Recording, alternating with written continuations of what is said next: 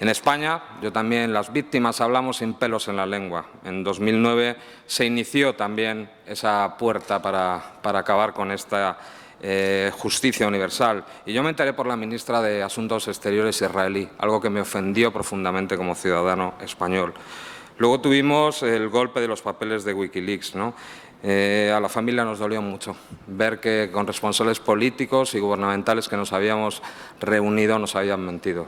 Pero también, como es justo, pues también agradezco que hoy hayamos tenido las palabras de la representante del Partido Socialista hablándonos que van a corregir y van a darnos un poco de reparación con ese recurso de inconstitucionalidad. Espero que lo cumplan, espero que lo cumplan. Lo que pasa es que yo hasta que lo vea no me lo voy a creer. Nos hemos sentido muy abandonados por los gobiernos y no os podéis imaginar lo que es que una familia se sienta abandonada por su propio gobierno, de uno y otro signo, ¿no? Ante eso lo único que hemos podido poner es nuestra militancia ciudadana en el marco de la democracia en la que vivimos, ¿no? 11 años militando junto a amigos, compañeros y ciudadanos anónimos, militando contra la impunidad en la calle, delante de la Embajada de Estados Unidos, delante de la sede del Partido Popular y también delante de la sede del PSOE, cuando hemos considerado, porque entendemos que nuestra lucha es de los derechos humanos, no es una lucha partidista, ¿no? Afortunadamente teníamos la ley y una parte de la justicia española nos ha acompañado, claro que nos ha acompañado. Nos ha acompañado y nos ha dado la oportunidad de que hoy esto sea el único caso abierto. Por desgracia, otra parte no, y lo vimos en los papeles de Wikileaks. El fiscal general del Estado, Cándido Conde Pumpido, que se reunió conmigo, con mi madre, nos mintió. El fiscal jefe de la Audiencia Nacional, Javier Zaragoza, nos mintió. Y era bochornoso saber por esos papeles que incluso magistrados de la Sala Penal de la Audiencia Nacional se dedicaban a aconsejar a la embajada de un país extranjero para que cerraran el caso, que deberían tutelar y vigilar, porque yo creo que el Estatuto de la Fiscalía no te hace defensor sobrevenido de presuntos criminales de guerra. Como es un caso abierto, y es el único caso abierto en el mundo contra militares estadounidenses por un crimen de guerra, y somos un país OTAN, una potencia media en el marco de la Unión Europea, por eso se quiere cerrar la justicia universal. Pero nosotros vamos a seguir luchando en la calle, con nuestras manos, con nuestras voces. Este año otra vez estaremos delante de la Embajada de Estados Unidos recordándole a nuestros socios que es de justicia, de Estado de Derecho y de democracia, que contribuyan con la justicia española en el marco de los tratados bilaterales suscritos entre nuestro país y el suyo, y si no nos hacen caso, iremos al Constitucional, claro que iremos, y si no nos hace caso el Constitucional, iremos al Tribunal Estrasburgo de Derechos. Porque es que mientras tengamos memoria, la lucha contra la impunidad no se va a detener. Porque las víctimas no queremos venganza, como ha dicho bien antes Olga, simplemente queremos la verdad, que esa verdad la determine la justicia por sus tribunales independientes y soberanos y que tengamos reparación, porque solo con investigar y castigar a los criminales de guerra, las víctimas nos sentimos recompensados y yo creo que la humanidad se siente recompensado. Muchas gracias.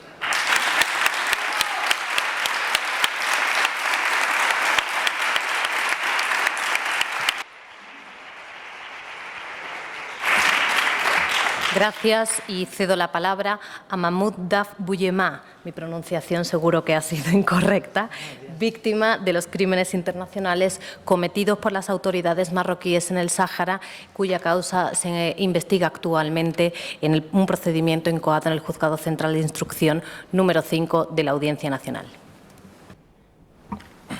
En primer lugar, permíteme agradecer a PH por su invitación a este acto. Me llamo Mahmoud Selmed Daf, soy saharaui de nacionalidad española. Mi padre es Selmed Daf con número de DNI A45-25013 y mi hermano Bachir Selmed Daf, mi primo Sid Selk y mi tía Embarca fueron secuestrados justamente hace 38 años, en febrero de 1976. Durante todos estos años vivimos con la desaparición forzada, sin saber dónde estaban, con el dolor de no tener un padre o un hermano porque fueron arrancados de nuestras vidas. Esto tuvo grandes secuelas en mi familia, miedo, nostalgia y terror. Éramos felices con nuestra forma de vivir y de repente nos han privado de esa felicidad, nos han arrebatado todo lo que teníamos y nos hemos visto en una situación muy difícil y dramática, Producto de la misma, mi madre tuvo un ataque psíquico del cual no pudo rehacer su vida hasta su fallecimiento en 2010. No volvimos a saber nada de ellos hasta el año pasado, cuando los restos de mis familiares aparecieron en una fosa común descubierta por un pastor e investigada por un equipo del Instituto de Goa y la Sociedad de Ciencias de Aranzadi del País Vasco. Mis familiares, junto con otras 5 personas, tenían heridas por arma de fuego, la utilizada por Marruecos en la época, y fueron identificados con pruebas de ADN. Un niño en la época, llamado Abba Ali, presenció los acontecimientos y fue testigo presencial, lo cual el consulado español le ha denegado el visado para venir a declarar ante el juez.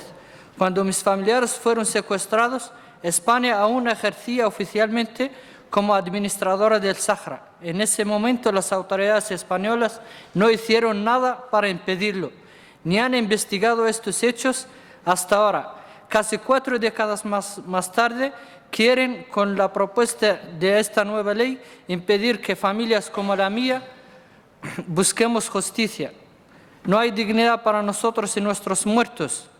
No hay un respeto para los derechos humanos ni justicia para un crimen de lesa humanidad, como es la ejecución de civiles saharauis por fuerzas marroquíes en territorio no descolonizados aún, según Naciones Unidas.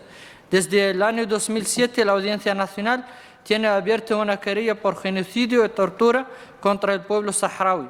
El caso del descubrimiento de las 2 fosas es una pieza aparte dentro de ese caso de colectivo.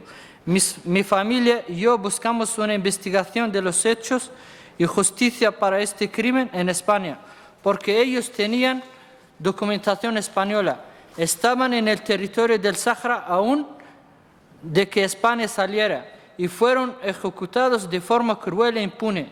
España debe asumir sus responsabilidades. Necesitamos que la justicia investigue el caso. Esa es la última esperanza para nosotros y otros muchos desaparecidos que siguen clamando justicia. La nueva ley del gobierno español pretende evitarlo. Nunca pensamos que podríamos lograr encontrar dónde estaban, aunque a la vez nunca perdimos la esperanza. El simple hecho de conocer el paradero de algunos de nuestros seres queridos es un paso importante para permitirnos hacer nuestro duelo, pero no ha habido ninguna investigación en Marruecos. En 1995 declaró al grupo de desapariciones forzadas en Ginebra de que mi hermano vive en El Aaiún y que sigue viviendo en El Aaiún. Y en finales de diciembre del 2010 miente otra vez mediante un informe del Consejo Consultivo de los Derechos Humanos marroquíes, diciendo que mi padre y mi hermano y mi tía han sido secuestrados en un lugar llamado Smara y llevados a un cuartel militar donde fallecieron. Son 38 años de mentira y engaño por parte de las autoridades marroquíes y de silencio por parte de las autoridades españolas. Con la investigación abierta en España se abre el camino de esperanza para que obtengamos todos nuestros derechos a la verdad, justicia y reparación.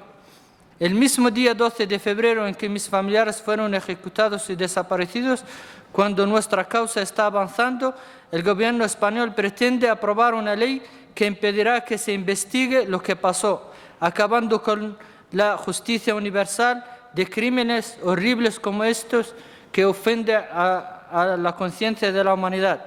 Esta ley supone un retroceso sin precedentes en cuanto a los derechos y garantías de la justicia, que nos afecta no solo a nosotros y a otras víctimas de crímenes de lesa, sino a todos los españoles y a la defensa de los derechos humanos en el mundo. No solo se archivarán estos casos, sino nacerán otros archivados. No podemos aceptar que intereses económicos y políticos lleven a renunciar a los derechos más elementales contemplados en los tratados y convenios ratificados por España. No podemos permitir que se borre la cultura de los derechos humanos y el respeto a la legalidad internacional. Con vuestra ayuda queremos impedir que esta ley salga adelante, que la justicia se imponga sobre la mentira y la manipulación. Aún creemos en los derechos humanos construidos por la humanidad durante décadas y de la que es fruto este mecanismo de justicia. No condenéis a las víctimas de nuevo a la impunidad. Nadie merece este trato. Nosotros, como víctimas de la desaparición forzada, conocemos mejor que nadie lo que eso significa. Y este es un mensaje para vuestra conciencia. Mi hermano y mi primo tenían entre 13 y 14 años. Hemos sufrido la violencia, el terror y el desprecio. Los responsables deben responder ante la justicia. La justicia nos toca a todos. Gracias. Muchas gracias.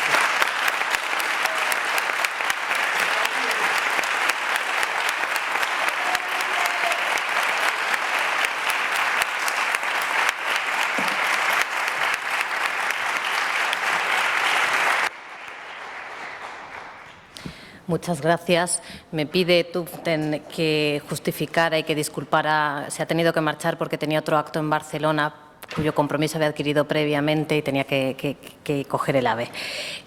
Va a cerrar esta mesa José Antonio Martín Pallín, magistrado emérito del Tribunal Supremo y miembro de la Comisión Internacional de Juristas. Muchas gracias. Ha llegado el final. Enhorabuena, Maite, porque es muy difícil llevar una avalancha de intervenciones como la que tú has regulado.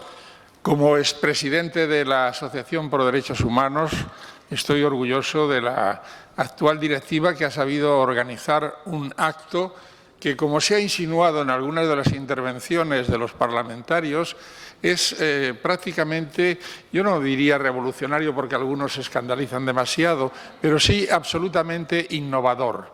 Hemos hecho una apología del artículo 27 de la Constitución española que incita el derecho de participación de los ciudadanos en la toma de las decisiones de los poderes públicos.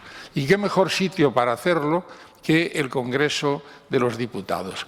Como hay representantes, portavoces de grupos, yo les invito a que sigan con esta buena costumbre. No es asamblearismo, no es populismo. Mucho cuidado con las palabras, no malversemos las palabras. Se empieza por malversar las palabras y se terminan por perder los valores. Hay momentos, no conviene tampoco abusar, pero hay momentos en que es conveniente escuchar aquí en esta sede la voz de las personas directamente afectadas y la voz de los expertos que conocen verdaderamente el problema que tienen entre manos.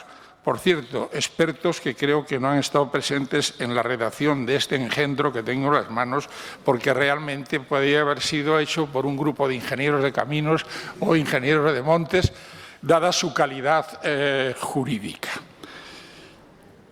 Y voy a comenzar como pensaba, porque esto ha sido improvisado, tomando como prestado un título de una novela universal, convertida en obra de teatro y en película. Yo diría, ¿quién teme a la jurisdicción universal? Y inmediatamente leemos el artículo 23 y la temen los genocidas, los autores de delitos de lesa humanidad, los torturadores, los autores de ejecuciones extrajudiciales y desaparición forzada de personas. No quiero seguir porque quizá también habría que meditar qué extensión hay que darle y creo que el Estatuto de Roma nos plantea o da algunas pautas para establecer los justos límites de la jurisdicción universal. Pero a la vista de muchos acontecimientos y de algunos conocimientos que tengo, creo que en la lista de los que temen a la jurisdicción universal hay una omisión: las empresas constructoras del IBEX 35.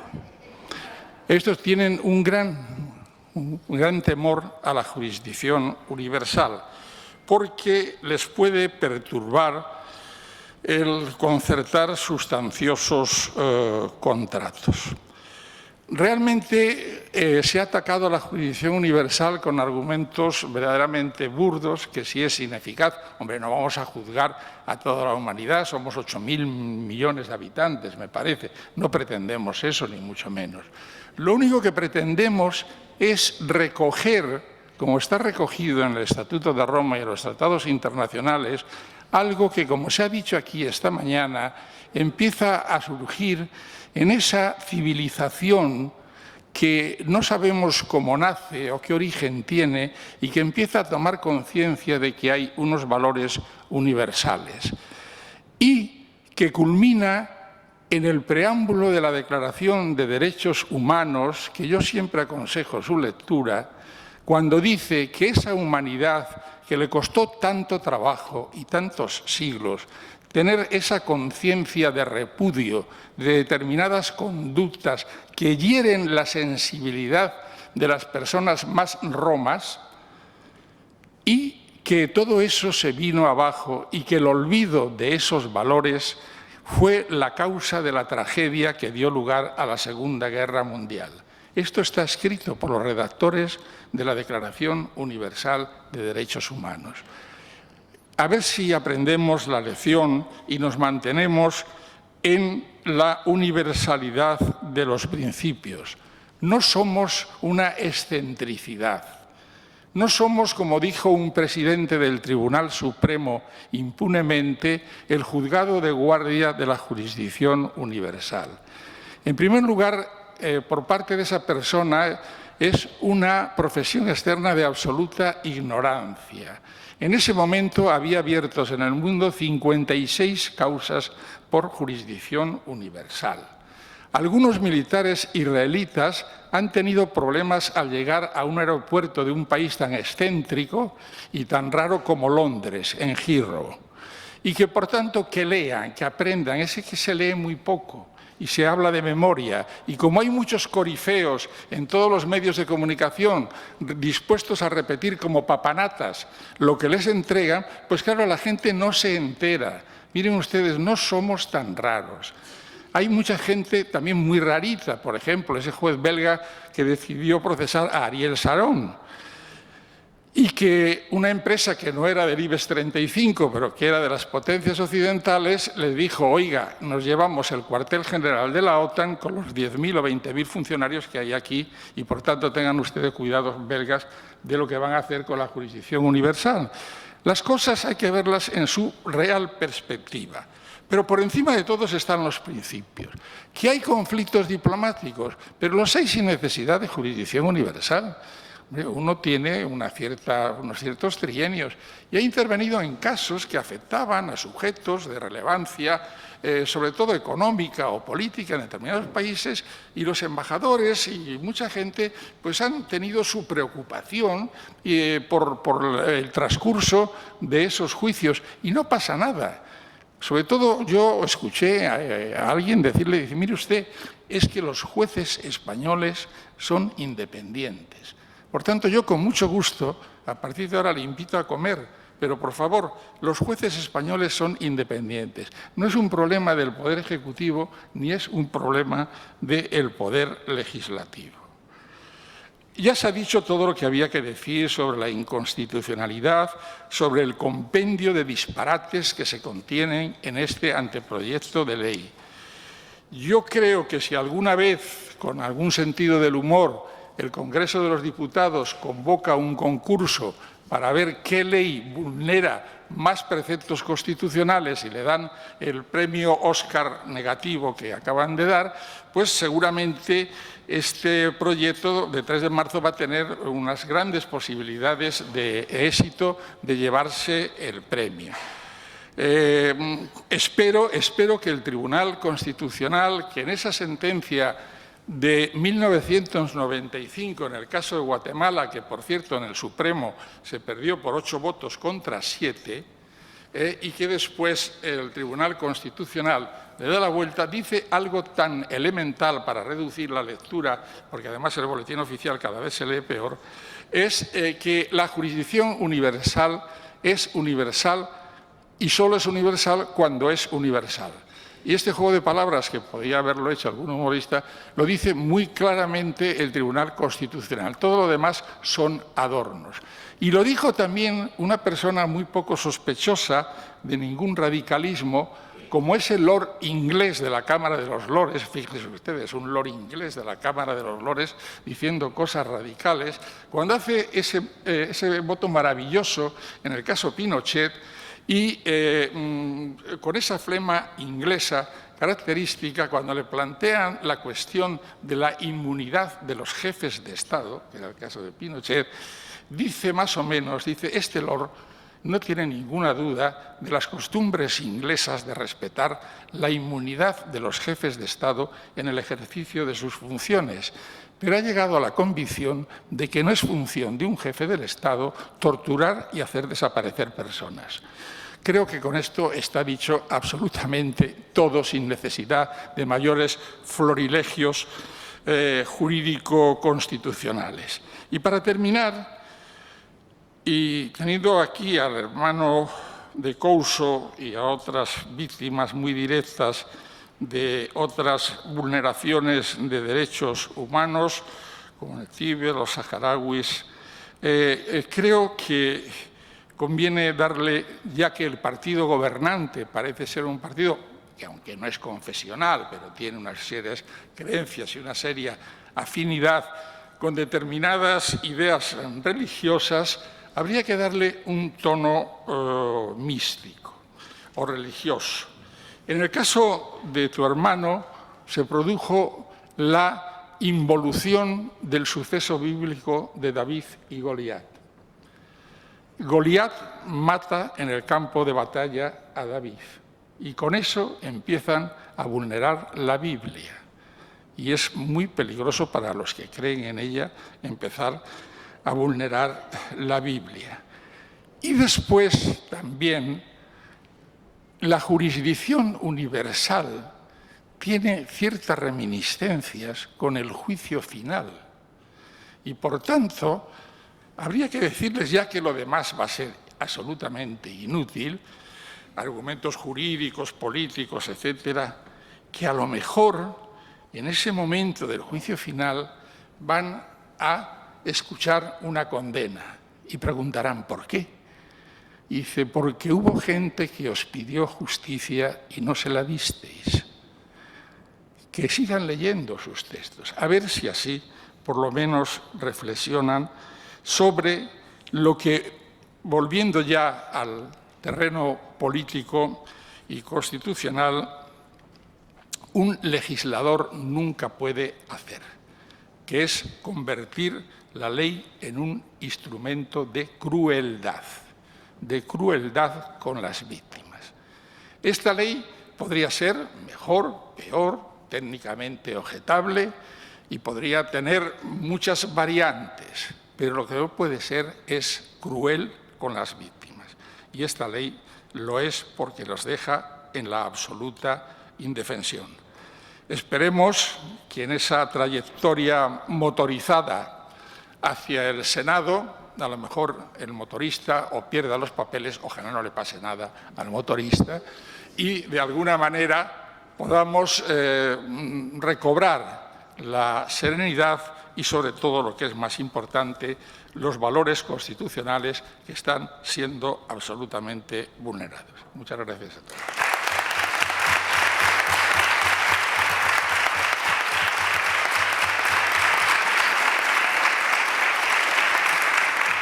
Gracias, José Antonio. Y ya, para poner fin, que creo que todos os queréis ir a comer, dar las gracias nuevamente en nombre de la Asociación Pro Derechos Humanos de España a todos los intervinientes, a los asistentes, a todos los que habéis hecho posible este acto en el que se ha evidenciado el rechazo generalizado de esta proposición de ley porque, como han dicho varios de nuestros intervinientes, vulnera gravemente el derecho internacional de los derechos humanos, vulnera las obligaciones internacionales suscritas por España, es anticonstitucional y, entre otras cuestiones, supone una injerencia del Poder Legislativo en el Poder Judicial. Confiamos en que todas las posibles vías que ha resumido Carlos Eslepoy previamente en su intervención lleven a un buen final. Muchas gracias de nuevo.